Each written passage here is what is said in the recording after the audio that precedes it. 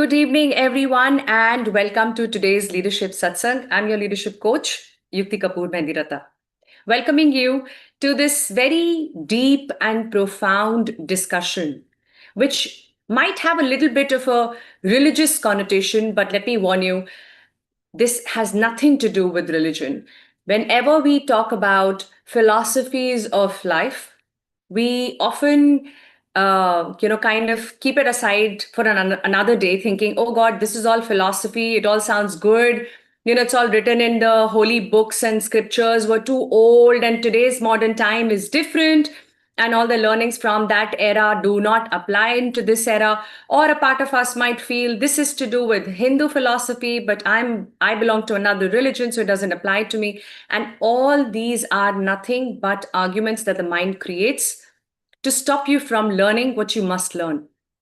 The reason why I chose to talk about a very, very important lesson from this holy book called Sri Bhagavad Gita is not for any other reason but the fact that Bhagavad Gita for me is the best book written in leadership.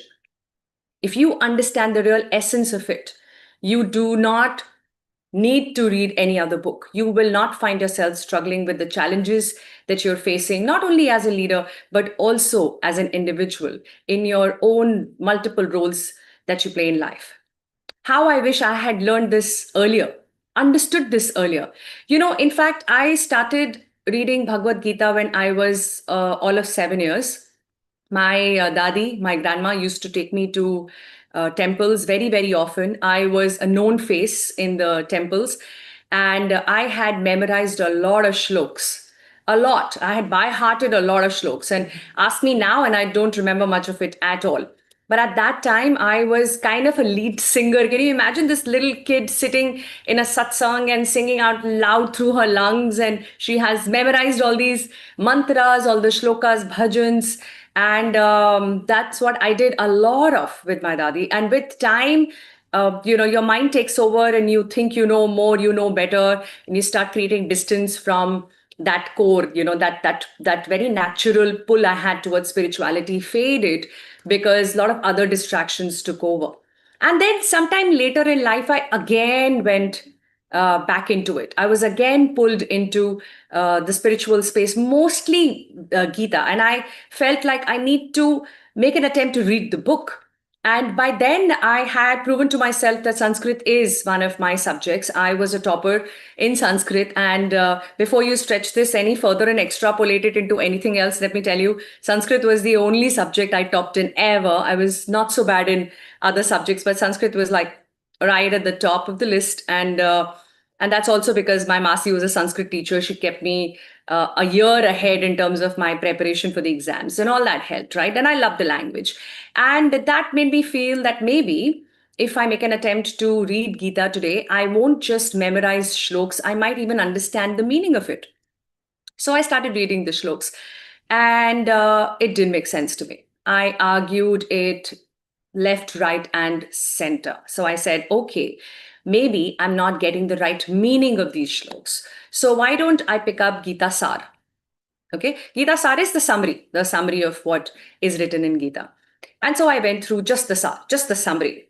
And that confirmed to me even more that all this is just too much, like too high, 30,000 feet above the reality. And it's got nothing to do with the practical ways and, the way we have to live and the challenges that we are facing. I mean, what are they talking about? It makes no sense. So I started looking around to see, are there believers of Gita? And there were many. There were many. And I had some questions for them, but I didn't quite get the answer. Not in all these years until recently when I found myself with the book again. And this time, maybe I had the maturity to understand the real meaning of the book, the real meaning of the shlokas that I had memorized very well, but never understood. And with that understanding, as I look around at whatever is happening in my life or anyone else's and the challenges that we're facing as humans, it just amuses me how little we know about our own selves. How little, how shallow is our way of dealing with life. So I thought it's important that I pick up just like one small little pearl from that ocean of wisdom, like just that one drop, and share it with you all to see if this helps. And if it does, I would love to do a lot more of it. Right. So before I go any further, let's quickly bring ourselves into this moment. I know you're with me right now, but I do want us to chant today for sure, as much as we do every week. Because as you do that, I want you to allow that centering to come in. And I'm willing to take any questions that you may have, even if you disagree with some part of what I will share, because this does require a longer, deeper discussion. Right? So maybe we'll find a way to continue with this, but I will leave you with something meaningful. Definitely food for thought, if not an action plan. Okay, does that sound like a deal? Give me deal in the comments, please, if it sounds like a deal. Are you ready to have a little bit of um, clarity on some of the lessons that have been told to us time and again from Gita? And I will talk a little more about that. And some of the lessons are very, very popular, and that's what I'm touching upon today. All right, so before we go ahead, let's please sit comfortably wherever you are, straighten up your back. Close your eyes. Thank you for being here. Please thank yourself for being here. Wherever you are right now, if you're driving, I never say this, but if possible, today, just for the next 20 minutes, can you stop somewhere and allow yourself to be here 100%? Give yourself these 20 minutes, and I promise you will not regret. So please sit straight, spine straight, close your eyes. Take a nice deep breath in and relax. Relax the thoughts running in your head right now. Relax the heart that's beating faster than it should. Relax.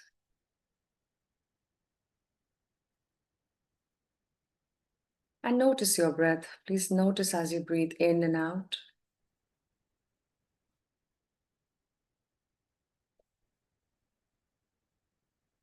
And as you feel your breath entering your body and leaving your body, know that every single breath is a brand new one. And with that, it brings a brand new opportunity to choose the way you wish to live your life, to choose your beliefs, to choose your actions and your behavior, to choose the decisions you make.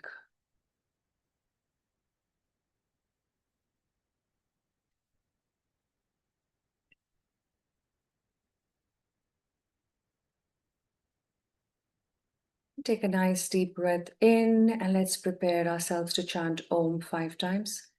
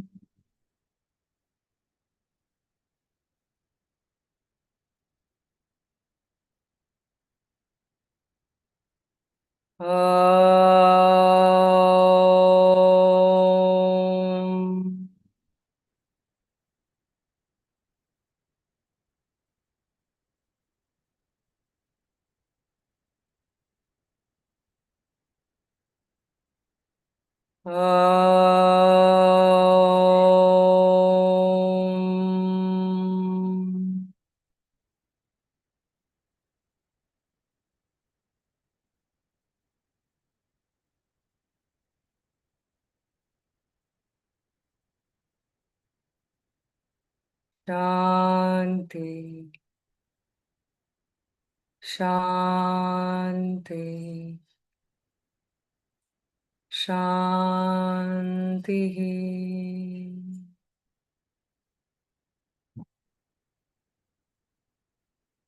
And whenever you're ready, please rub your palms together, gently placing them on your eyes, on your face, on your shoulders, in your entire body, and come back. Wonderful. Are you here with me? Are you here with me? Give me with you in the chat, please. Give me with you. And with that, I have a question for you. Tell me, what is that one lesson you remember from Gita? What's that one thing that people quote very often from Gita? What is that? What is it for you? Give it to me in the comments, please. What is that one lesson that stands out for you? Maybe because you've heard it too much, too often, or maybe because you resonate with it, or you've tried to understand it. Or sometimes what we also remember is what contradicts the most with our mind, right? What we are not able to connect with is also something that creates a recall value. So, what is that lesson that has stayed with you from the Gita? Let's have it in the comments. I'll give you like a few seconds to put that down. Right? One that I hear very often is karm karo, phal ki chinta mat karo. Right? So focus on the actions and don't worry about results. Is that right? Have you heard this? Focus on the actions and don't worry about the results. Have you heard this as a key one of the key learnings? It's part of Gita Sar. It's always mentioned that do your action, not worry about results. Absolutely. Absolutely right. I think that's Satish who's shared this. Recently received a gift for Gita, one of my friends, and I have not yet started reading it. Yeah, I strongly believe that you need a little bit of guidance as you're going through that book because anything that's written in words is open to interpretations, and multiple interpretations are possible for every single sentence that you can possibly put out there. And that might dilute the real meaning of what you're reading. Right? Though you should make an attempt. So there's one thing that Satish has shared. Many others would quote from Gita saying, focus on your actions and don't focus on results. Right now, let's just go back to my avatar of a few years back when someone like me would say, hey, you know what, hang on. It's very easy to say that. It's not practical. It's not possible to not worry about results. You know why? Because people judge you basis your results. We are living in this world called the target world, the number world, the performance world, isn't it? Right? Don't we often find ourselves going through the pressure of the outcome of all the hard work that we do? Don't we find ourselves overthinking about whether we will get this proposal, this deal or not? We've submitted the proposal. And after we've sent the proposal out, what do? We sit with fingers crossed, right? We keep worrying about it. We keep thinking about it. Anything that is a worry is a worry because the action that was supposed to be taken is already taken, or you have taken your focus away from that action and put that energy into worry. So we'll end up worrying a lot. We find ourselves worrying a lot. When things don't go as per our plan, don't we get disappointed? Don't we feel sad? Absolutely, we do. So what does that mean? Results affect us, don't they?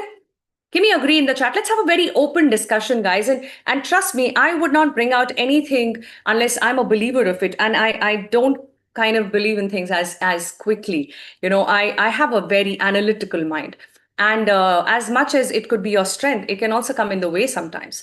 What it has done for me in terms of understanding the essence of Gita is given me the time to develop that maturity, to understand the real meaning, which is what I will try and share with you. So it'll only be an attempt, and I hope it reaches out to you in some way. All right, so we agree that everybody looks at results. There are two categories when people put themselves out there. Either you are successful or you're not successful. So that means you're a failure.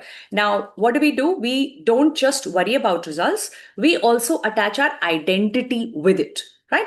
So if things are going well, which means that I'm getting the results that I want, I desire, I'm good, I'm smart, I'm intelligent. If it's not going as per my desire or what is expected of me, then I'm not good enough. Maybe I would call myself a loser. Sometimes people would go to the extent of saying, oh my God, you suck. You're a loser. And that's what your critique starts telling you. Why? Because you did not produce the results that you expected of yourself or others expected of you. Do you find yourself there? Give me in the comments, please, if you find yourself there. And if you happen to watch this video later on, and I hope you find it somehow, in case you've not joined me live today, please do put in the comments the answer to the questions I'm asking you, because it's important that you internalize this discussion, right? As much as the end of it will leave you with ways to create that detachment, I'm trying to understand how do you see it at right now? How attached are we with the results that we are expected to produce? And the answer that's coming to my mind is we are quite attached. Isn't it? Give me attached in the comments, please, if you find yourself attached to the results of all the hard work that you put in tirelessly, right? Of all the competition that you have to survive through, of all the proving that happens in multiple ways, not only at work, but also in your relationships. There is so much to prove, or so we feel, right? You have to prove how much you love, how much you care, how much you can do, what you need to do. And that is an endless battle, endless, absolutely in vain. It's exhausting. But the problem is we don't know how to do any better. We just don't know. Letting go of that attachment is scary because it's open to interpretations. And forget about interpretations from other people. I'm questioning your own understanding of that. What is the opposite of attach? Detach. Right? So whenever you say, okay, let's detach from the results, just be with me, right? Let's go a little slow with that. I don't want you to kind of dive in and then drown. Okay? So we'll first float, and then we'll take a few dips, and then we'll see if you're ready to go deeper. Fair? All right, maybe this session today we'll just take a few dips, and that'll be good. I would call that as good progress. So if it's not attachment, it is detachment. And when you say detaching from results means what? I don't care about results. But then that's not true, because I do care. So then what is detachment? Detachment is not disinterest.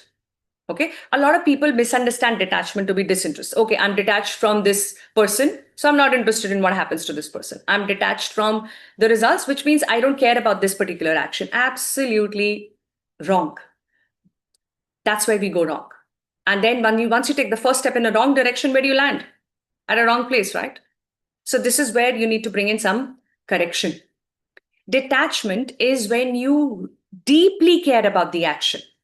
You deeply care about the action, but you understand, it's not even a belief, it's an understanding. You understand that you need to do your best and then let God do the rest. Now, whatever you consider God to be. It could be a deity, it could be some guru you follow, it could be the higher state of your own being, right? Whatever you consider as God, there is something bigger, higher than us that we all agree with, isn't it? And that something will take care of the rest once you do your best.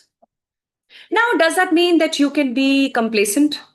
That, yeah, okay, you know what? I've done my bit. Now we'll see what happens. I'm not going to do more than this. I have put in my effort. Well, as long as you have put that effort with earnestness, as long as you have left no stone unturned, yes, you can sit back after that. You know why? Because results are not in your control. Are they? Give me a yes or no. Are they in your control? They're not in your control. What is in your control? Actions, right? Right? Remember, we've talked about it. There is a circle of influence. There is a circle of concern. A lot of you have been on the path of ULM with me. Madhvi is here, Indiran is here, Satish is here. You all understand. I talk about it a zillion times, right, in different contexts, because it brings us to our peace. It brings us back to our peace the moment we bring ourselves back into this circle. The circle of concern and the circle of influence. That smaller circle, which is within the concern, is what you can do. What can you do? You can perform the actions that you are expected to perform. And if you're not doing it as well as you can, You need to get the required training. You need to get the required skill set. You need to get the required mindset, whatever you need to do to get what needs to be done. Right? That's in your circle of influence. Outside of that, there are so many external factors that affect what we do. It could be the market conditions, it could be somebody else's behavior, it could just be sheer luck. Now, we can talk about luck some other day, but these are also things which are not within your circle of influence. They are external factors which will have an influence on what you do. Can you do anything about it? No, you cannot. But what do? We get stuck with that attachment of the results, waiting for it to happen the way we want. And until then, we will not allow ourselves to rest in peace. We will not allow ourselves to relax. We don't even realize that our breathing pattern changes. And that change, if it is prolonged, can cause all the diseases in your body. The disease in your body is a function of irregular breath. That's the power of breathing, prana shakti. Right? So if you read Gita, time and again, it'll bring you to a word called vairagya. Another word is abhyas. Abhyas is practice, but you must know what to practice. We should talk about abhyas some other day. But today, let's look at vairagya. What is vairagya? Detachment. Detachment from the results or anything that falls outside my circle of influence, because there is nothing that I can do about it. So how do we do this? As much as you all might think there is some sense in this. Is there some sense in this? Can you tell me, please, am I making sense? Give me make sense in the chat, please. Give me make sense in the chat. Does it make sense? Is it making sense to you? Are you kind of resonating with some part of what I'm sharing? And you might have known this, by the way, but you might still find it difficult to implement. And so I want to add a little ease to that today. Okay. I want to see if we can take away something from the session in the next 4 minutes to do something differently. And then maybe let's see if we feel any different. And if we do, that's what will motivate you to stay on this path of vairagya. Vairagya is not about renouncing your materialistic pleasures, letting go of everything that you have, and making your way up to the mountains. In fact, if you ask me, I think it's the easiest thing to do. It's an escape from the roles that you have to play as a householder, right? To stay within the chaos and still find your peace. That is spiritual power. That is spiritual strength. And that's what I advocate. And that's what I try to live by every day. And that's the message that I have for the world too, that it is possible. And there'll be days when you will do a little better at it. And there'll be days when you will be not as good. But every single time you make an attempt to live your life that way, your life just starts feeling much better. It just starts making so much more sense. So what is it that we need to do to bring in that vairagya bhav? There are 3 things that we have to stay away from to be able to do that. Number 1 is ego, in terms of wanting to prove something. Whenever you do anything to prove to anybody, please know you're far away from purpose. So now you're making a choice. As I said at the start of this session, our life is all about the choices we make, isn't it? So what do you choose? Do you choose to prove, or do you choose to live with purpose? There are absolutely no marks for guessing where the peace lies. Peace lies with purpose, right? So you choose. It's your choice. The more you operate from ego, the more you operate from proving, the less peaceful you will be. The more attached you are to the results, the less detached you are. Simple as that, right? The second thing is fear. What it brings in, attachment, what attachment brings in is fear. What if I'm judged? What if I fail? What if people laugh at me? That's what attachment is bringing for you, something that you're clinging on to so hard. That's what it's doing. It's just bringing in fear. And it also brings in greed. It brings in greed. You're listening, right? I need to win at any cost. I am a winner. By hook or by crook. Sam, dam, dand, bhed. किसी भी तरीके से मुझे तो जीतना है. And what is that? That's a form of greed. You're understanding this, right? That's what attachment is bringing for us in life. Is any of it going to carry any element of peace? I don't think that's possible. And I'm sure you would agree. On the other hand, what is detachment giving you? The ability to live with purpose. the ability to create value, and the ability to indulge in meaningful actions. Do you think there is some scope for peace if you choose to live that way? Give me peace in the comments, please. It'll be a lovely word to see in the comments. Will it bring in some element of peace if you choose to lead your life with purpose, to create value every single day of your life, and to find yourself engaged in meaningful actions every single time with every single action you take? Would you like that? Would that bring in some element of peace? Yeah, let's see that in the comments, please. Only if you agree that it brings in peace will I share with you 3 questions you need to ask yourself. Simple. Let's start with that.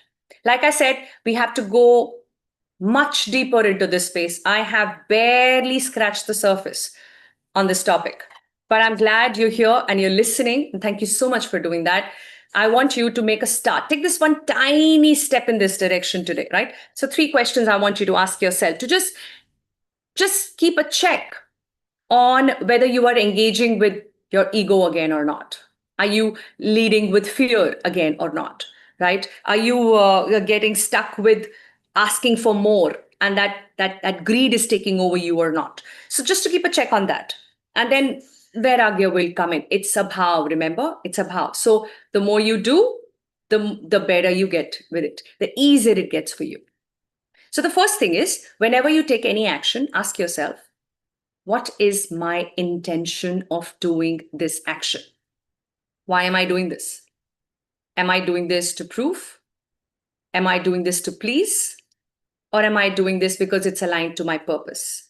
Am I doing this as an offering? It's called yagna. Gita mentions it as yagna, offering to the higher state, higher self, offering to a part of you that Gita says is God. God is you. You are God. You have the potential to be that. You have the potential, right? So to exploit that potential, to be able to live that potential, you need to follow certain rules. And unfortunately, whenever you talk about yogic way of living, people just get stuck with only asanas, right? Flexibility, stretching. But yogic way of living is to live the essence of Gita, which starts with working on certain mindset, right? And certain routine, certain restrictions that you have to bring in, and then a certain routine that you need to follow. Then comes the asanas and pranayam and pratyahar and all of that. You understand, right? So first step first. And there is a certain order that's beautifully described in the book if you choose to read and really understand the meaning of it. So question number 1, ask yourself, why am I doing this? What is my intention? So please give me intention in the comments if you've got the first question right. What's my intention? Let's write intention in the comments, please. Right? That's the first thing you will do. And that will keep a check on your ability to stay detached from the results. That's what we're talking about. How to create that detachment. How to really care about something and yet not make it about me. How to do that? Number 1, remind yourself of the intention. Number 2, be totally present in that action. Totally present, 100% into it, like a meditation. That level of connection with your work. As if you're soaked in it, right? You completely lose track of time and space. And anything that you do, any action that you perform, where you lose track of time and space is a meditative action. That in itself is meditation. Meditation is not about just sitting on a yoga mat in white clothes and keeping your eyes closed for hours and yet watching movies in your head, one after another. That's not meditation. Meditation is when you lose yourself, when you soak yourself into this one action and give it your all. That's meditative way of living, right? So the question that you're asking yourself is, how am I doing this? Am I doing this to the best of my potential? Am I doing this with all my might? Am I doing this with everything I know? That's the question you need to ask, right? So the second point is total presence. Can I please see presence in the comments so that I know you're taking presence back with you? Total presence in whatever you do, every action. automatically multitasking will stop. And I keep standing at the rooftop shouting to the world, stop using multitasking as an adjective to add to your strengths. It is not a strength. It is not humanly possible, first of all. And when you try to do that, you only reduce your brain power. More on that some other day. The third important question that you need to ask yourself is, am I willing to surrender? Very difficult word. Very, very difficult. So the question is, what will I do after the outcome? After I get the results, what will I do? What will I do?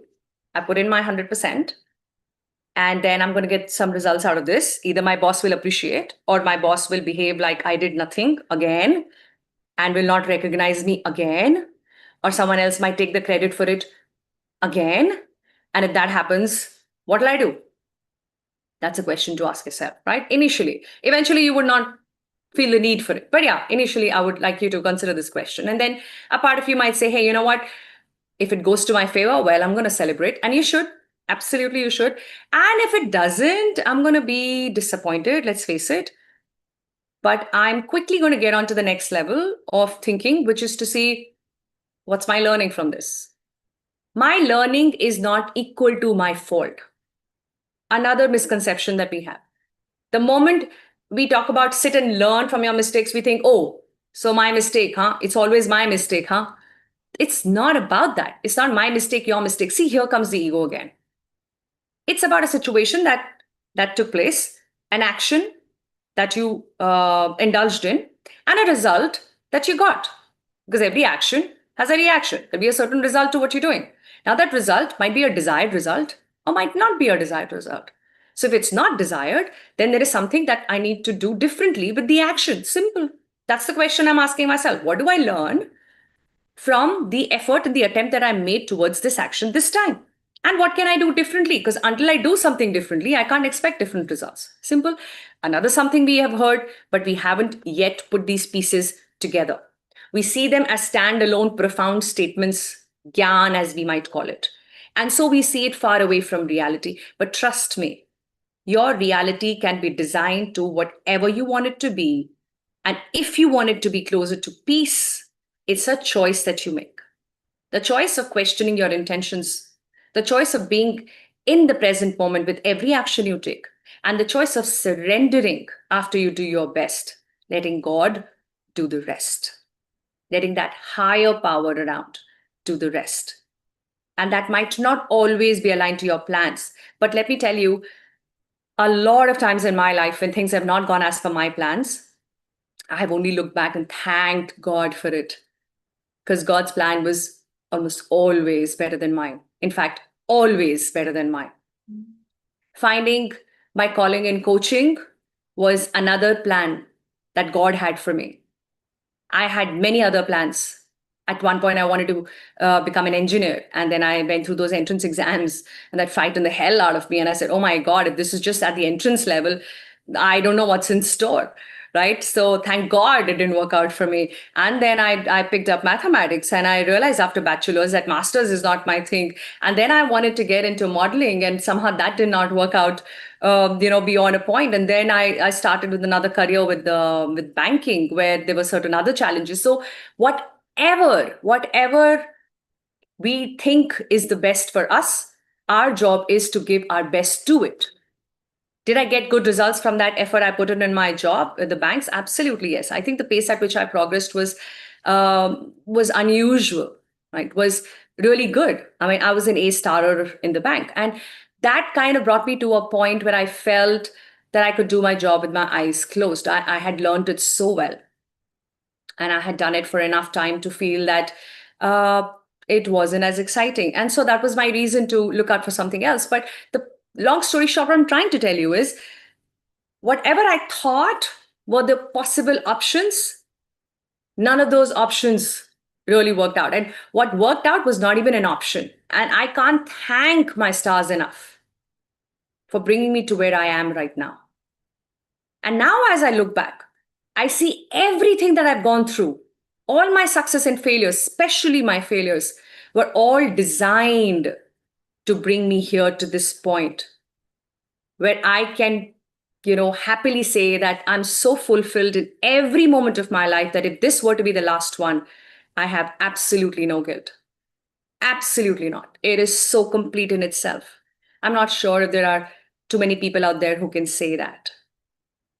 And if that's how you choose to live, imagine the quality of your life, guys. I wish I could go on and on and on. And maybe we'll find ways to continue this discussion beyond the satsang today. But what I'm hoping sincerely is that you allow yourself to think about this. Give yourself a chance to not follow the bandwagon, to not get carried away with the old habits and patterns which are not working for you. They're not serving you. You know it. You can see it. So let's try something different. Let's try detachment. It could be a little scary, but if you take these simple 3 steps that I shared with you over a period of time, you will find more and more comfort and more and more reasons to stay on this path. With that, we conclude today's satsang session. I sincerely hope this was useful in some way. And if that's true, please put your comments, your takeaways, your questions, right, or your thoughts on this particular topic. And I would love to hear and respond. I will see you next week with another important insight in the space of leadership and spirituality. Till then, please take very good care of yourself. Thank you for listening to me and thank you for being here. God bless you.